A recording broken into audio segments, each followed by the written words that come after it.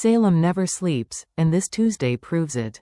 Love is cracking, loyalties are shifting, and a storm is brewing behind every polite smile. Secrets whispered in shadows could ruin reputations, and one decision will spark a chain reaction no one can stop. Health fears, ghostly warnings, forbidden ambitions, and a betrayal that could change the balance of power forever. It's all coming to light.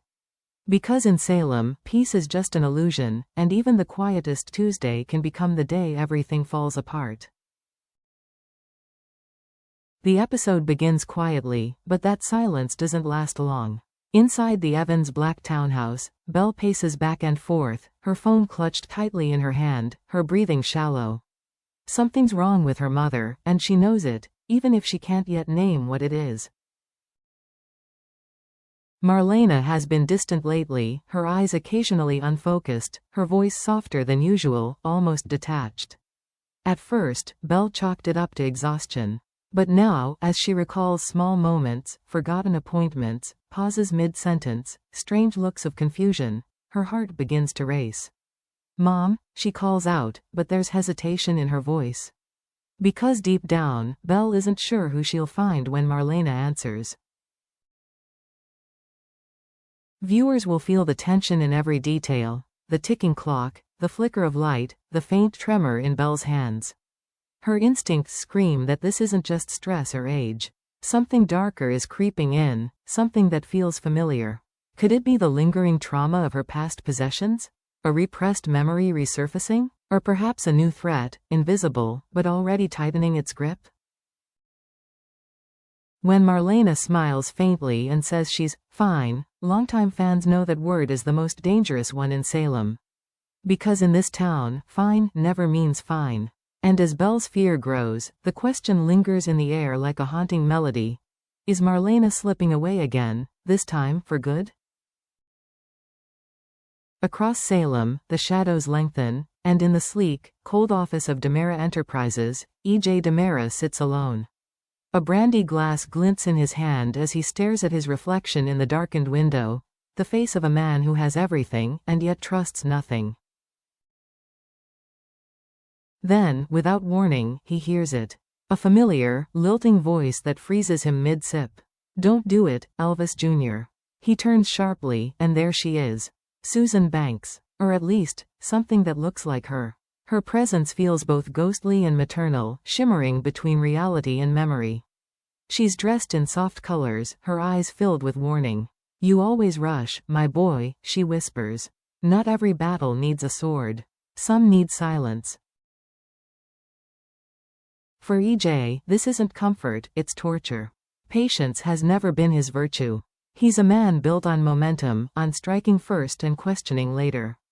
Yet Susan's tone carries an eerie weight, as though she's glimpsed what's coming, and it's something terrible. The brilliance of this scene lies in its tension. Is Susan truly reaching out from beyond, protecting her son?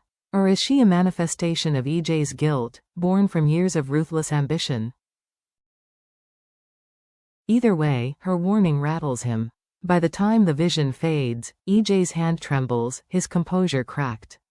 For the first time in a long time, Salem's sharpest mind looks uncertain. And that uncertainty, that hesitation, might just invite the kind of chaos even a DeMera can't control. The boardroom bombshell lands like thunder across Salem. Tony DeMera stands at the head of the table, calm and unshaken, as he announces the decision no one saw coming. Gabby Hernandez is out. And her replacement is Theo Carver. The silence that follows feels electric. Gasps echo through the room. Even EJ looks momentarily stunned. But it's Abe Carver's reaction that cuts the deepest.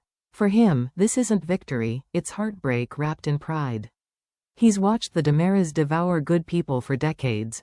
Their power is seductive, and their corruption, contagious. And now, his son, the boy he raised to lead with conscience, is walking straight into their web. Their confrontation later that evening burns with raw emotion. Abe's voice trembles, equal parts fury and fear. "You think you're leading them, son, but they're using you. That company will destroy you from the inside." Theo, standing tall and resolute, fires back. Maybe it's time someone changed what DiMera stands for. Maybe that someone is me. In the corner, Paulina quietly nods, her heart torn between love for her husband and pride for her stepson. Her support for Theo is sincere, but dangerous. Because in Salem, family loyalty cuts both ways. And as father and son stand on opposite sides of the same dream, viewers are left wondering which one will pay the higher price for ambition. Amid all the corporate chaos and political betrayal, Salem offers one rare pocket of silence and vulnerability. Xander Kuriakis stands before Sarah Horton, stripped of swagger and sarcasm. No jokes, no excuses, just a man finally confronting the weight of his own mistakes. I've spent so much time trying to prove I've changed, he confesses quietly, that I forgot real change means owning the parts of me that haven't. The camera lingers on Sarah's face. She wants to believe him, you can see it in her eyes, but pain still lingers there too, sharp and unhealed. This isn't the first time Xander has stood before her, promising transformation. But this time, there's no performance. His voice cracks on the word sorry. His hands tremble slightly, betraying a truth his pride can't hide. Sarah's silence says more than any dialogue could. She looks at him, torn between memory and mercy. If she reaches out, redemption begins. If she turns away, it's the final curtain. But the brilliance of this scene lies in its restraint. There's no grand music, no sudden kiss, just two souls realizing that love alone doesn't erase damage. In that fragile stillness, Days of Our Lives reminds us of its core truth. In Salem, forgiveness isn't a gift, it's a test. The real explosion of the day doesn't happen with shouting, it begins with silence. At DiMera Enterprises, the air feels unnaturally still as Gabby Hernandez strides into the boardroom, heels clicking like gunfire on marble. She's armed with confidence, charm, and that signature Gabby fire. She believes she's ready for a fight. But Tony DiMera has already set the trap. He rises slowly, hands folded behind his back, voice calm, almost gentle. Effective immediately, he begins, "Your services are no longer required."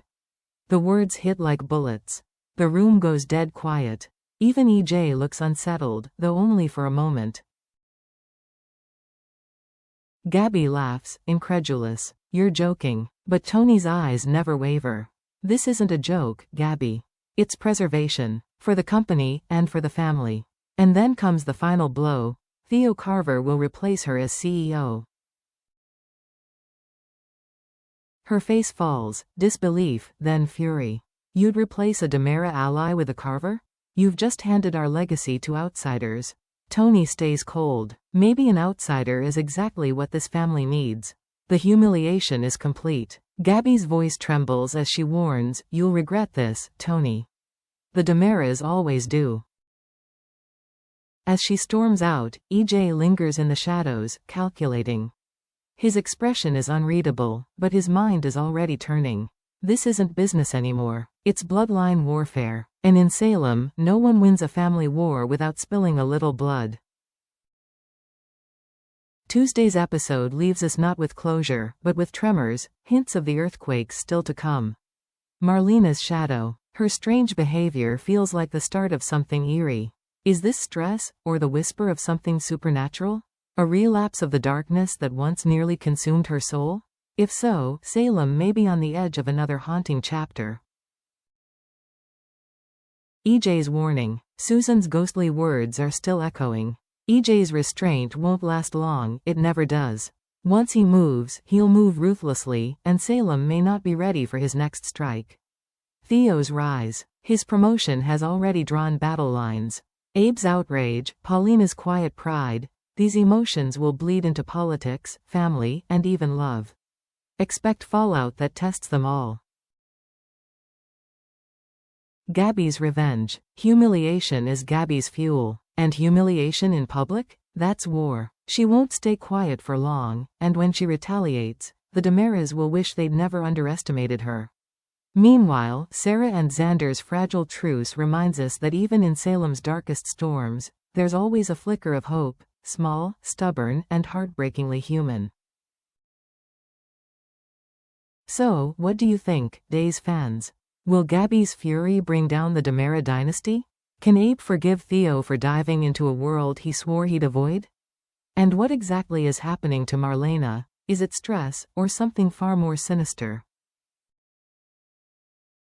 Drop your theories below, hit that like button if you live for the drama, and don't forget to subscribe for daily deep dive Days of Our Lives breakdowns. Because in Salem, every whisper hides a secret, and every quiet Tuesday is just the calm before the next explosion.